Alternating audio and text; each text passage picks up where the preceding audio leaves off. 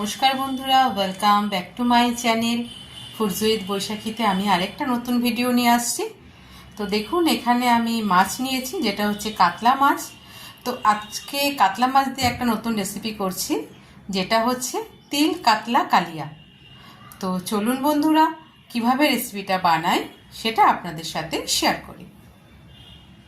তো প্রথমে আমি মাছের মধ্যে নুন হলুদ মাখাবো। মাছটা তো আমি অলরেডি খুব ভালো করে ধুয়ে রেখেছি। এবার নুন হলুদ মেখে আমি মাছটাকে ফ্রাই করে নেব। বসিয়ে দিয়েছি, সরষের তেল দিয়ে দিলাম। সরষের তেলটা গরম হোক, তারপরে আমি মাছগুলোকে ভেজে নেব।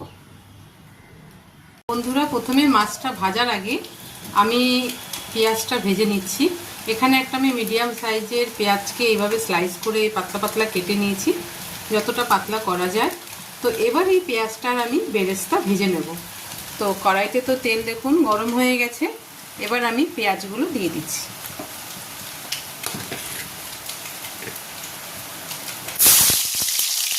তো দেখুন, এখানে পেঁয়াজ বেরেস্তা আমার হয়ে গেছে ভাজা। এবার আমি এটাকে একটা ছাঁকনির সাহায্যে ভালো করে ছেঁকে তুলে নেব।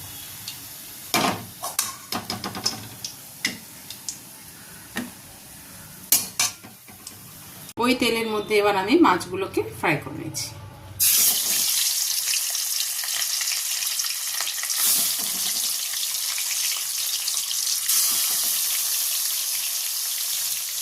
বন্ধুরা, যতক্ষণ মাছটা আমার ভাজা হচ্ছে, এখানে আমি মশলাটা তৈরি করে নিই। তো আজকের যে মেন ইনগ্রেডিয়েন্টস, যেটা হচ্ছে তিল, সেখানে আমি তিল নিয়েছি টেবিল চামচের 3 চামচের মতো। তো এবার তিলটাকে আমি দিয়ে দিচ্ছি মিক্সিং জারে। আর এখানে আমি রেখেছি দেখুন 4টে কাজু আর পোস্তকে ভিজিয়ে, তো সেটাও আমি এর মধ্যে দিয়ে দিলাম। কাজু আর পোস্তটাকেও দিয়ে দিচ্ছি। আর এখানে যে আমি বেরেস্তাটা ভেজে রেখেছিলাম, এই বেরেস্তাটাও আমি এর মধ্যে একসাথে ভেজে পেস্ট করে নেব। এবার বেরেস্তাটা দিয়ে 3টে জিনিসকে আমি একবারে পেস্ট করছি। এখানে তিল আছে, কাজু আছে, পোস্ত আছে, 4টে, আর হচ্ছে পেঁয়াজ বেরেস্তা। তো এবার আমি এটাকে মিক্সিতে গ্রাইন্ড করে নেব। তো বন্ধুরা দেখুন, এবার আমার গ্রেভি করবার জন্য যেই ইনগ্রেডিয়েন্টসগুলো লাগছে, এখানে দেখুন পেঁয়াজকে আমি একদম ছোট ছোট করে ঝিরিঝিরি করে কেটে নিয়েছি। একটা বড় টমেটোকে পাতলা করে কেটে নিয়েছি। 2টো শুকনো লঙ্কা নিয়েছি। আর এখানে যে মশলাটা পেস্ট করেছিলাম সেটা আছে। আর এখানে 1 চামচ ভরে আমি আদা রসুনের পেস্ট নিয়ে নিয়েছি। তো এখানে তো মাছ ভাজা হয়ে গেছে, মাছগুলো এবার আমি তুলে নেব। তো ওই তেলের মধ্যেই এবার প্রথমে আমি শুকনো লঙ্কাটা ফোড়নে দিয়ে দিলাম। দেওয়ার পরে পেঁয়াজটাকে আমি দিয়ে দিচ্ছি। পেঁয়াজটা দিয়ে পেঁয়াজটা হালকা আমি ভেজে নেব। তারপরে আদা রসুন পেস্ট দেবো, তারপরে টমেটো দেবো।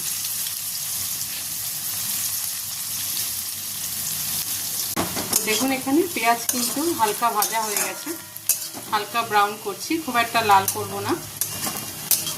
এবার আমি এর মধ্যে টমেটোটা দিয়ে দেব।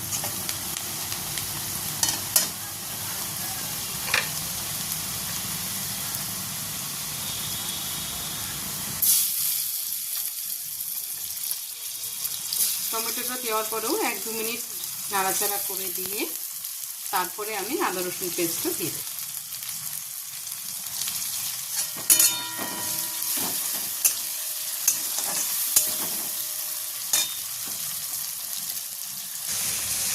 এবার দেখুন বন্ধুরা, কিছু শুকনো মশলা নিয়েছি, যার মধ্যে লবণ তো টেস্ট অনুযায়ী, খুব সামান্য হলুদ নিয়েছি, আর 1/2 চামচ আমি জিরে গুঁড়ো, তার থেকেও একটু কম আমি ধনে গুঁড়ো নিয়েছি।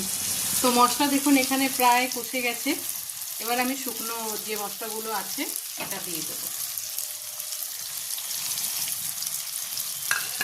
শুকনো মশলাটা দেবো, আবার 1-2 মিনিট কষিয়ে নিয়ে তারপরে কিন্তু আমি ওর মধ্যে তিল বাটাটা দিয়ে দেবো। তো দেখুন, এখানে আমি 2-3 মিনিটের মতো আদা রসুন দেওয়ার পর পেস্টটা দেওয়ার পর নাড়িয়ে নিয়েছিলাম। তো কাঁচা গন্ধটাও প্রায় চলে গেছে। আমি দুটো কাঁচা লঙ্কা এর মধ্যে দিয়ে দিয়েছিলাম, যেটা ভিডিওটা তুলতে আমি স্কিপ করে গেছি। এবার আমি এর মধ্যে তিল বাটাটা দিয়ে দিচ্ছি, যেটা আজকে মেন ইনগ্রেডিয়েন্টস। তো এটা দিয়ে একটু নাড়াচাড়া করে সামান্য একটু জল দিয়ে দেব। দেখুন এখানে বাটিটা ধুয়ে আমি একটু জল দিয়ে দিয়েছি। এবার এটা খুব ভালো করে আমি ফুটতে দেব।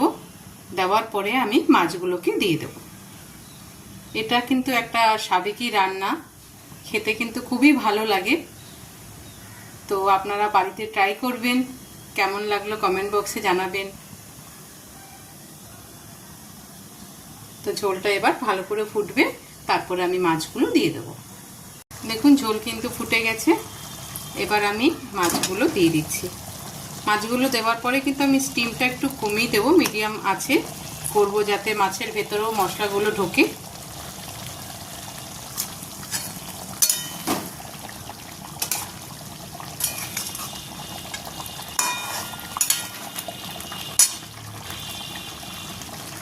স্টিমটা কিন্তু আমি এবার মিডিয়াম ফ্লেমে দিয়ে কিছুক্ষণ মাছের সাথে ঝোলটার সাথে ভালো করে হতে দেব। তো বন্ধুরা দেখুন আমি কিন্তু মাছ দেওয়ার পরে প্রায় 5 মিনিটের মতো ফুটতে দিয়েছি। তো মশলাও প্রায় গায়ে গায়ে লেগে এসছে। তো আজকে আমার তিল কাতলা কালিয়া পুরোপুরিভাবে কমপ্লিট হয়ে গেছে। তো আমি এবার এটাকে নামিয়ে ফেলবো।